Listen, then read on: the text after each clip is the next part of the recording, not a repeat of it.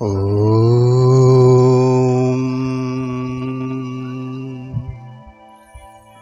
শ্রীং হ্রিং কমলে কমলালয়ে প্রসীদ প্রসীদ শ্রীং হ্রিং শ্রীং মহালক্ষ্মী নমঃ।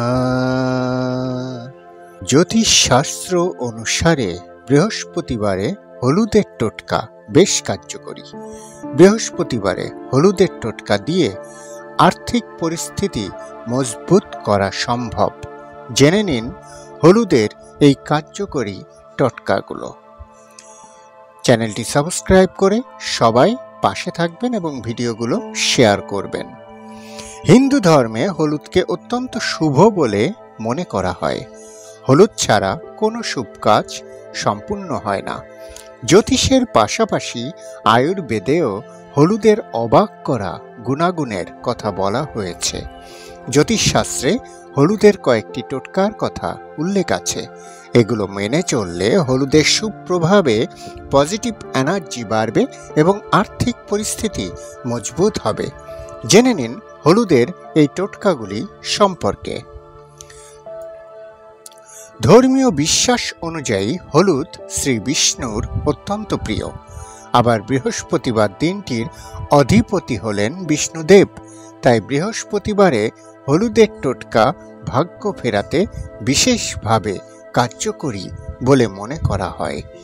হলুদের টোটকায় আর্থিক পরিস্থিতি ভালো করে এবং ভবিষ্যৎকে উজ্জ্বল করে।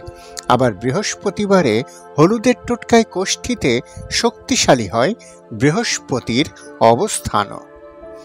আপনি যদি ক্রমাগত আর্থিক সমস্যায় নাজেহাল হন, তাহলে কাঁচা হলুদের মালা বানিয়ে বৃহস্পতিবারে গণেশকে নিবেদন করুন।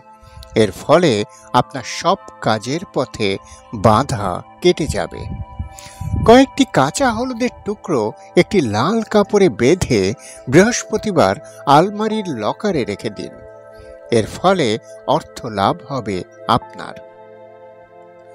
আপনার টাকা যদি কোথাও আটকে যায় তা ফেরত পেতে বৃহস্পতিবারে কয়েকটি চাল হলুদে চুবিয়ে একটি লাল কাপড়ে বেঁধে নিন। তারপর এই লাল কাপড় নিজের পার্সে রেখে দিন। এর ফলে আটকে থাকা টাকা শিগগিরই ফেরত পাবেন আপনি। বৃহস্পতিবারে বাড়ি থেকে বেরোনোর আগে গণেশের ছবি বা মূর্তিতে হলুদের টিকা লাগান। তারপর নিজের কপালেও হলুদের তিলক কাটুন। এর ফলে আপনি যে কাজে যাচ্ছেন সেই কাজ সম্পন্ন হবে এবং কাজে উন্নতি করতে পারবেন আপনি। হলুদ নারায়ণের খুব প্রিয়। নারায়ণকে খুশি করতে বৃহস্পতিবারে হলুদ ডাল ও কাঁচা হলুদ দান করুন।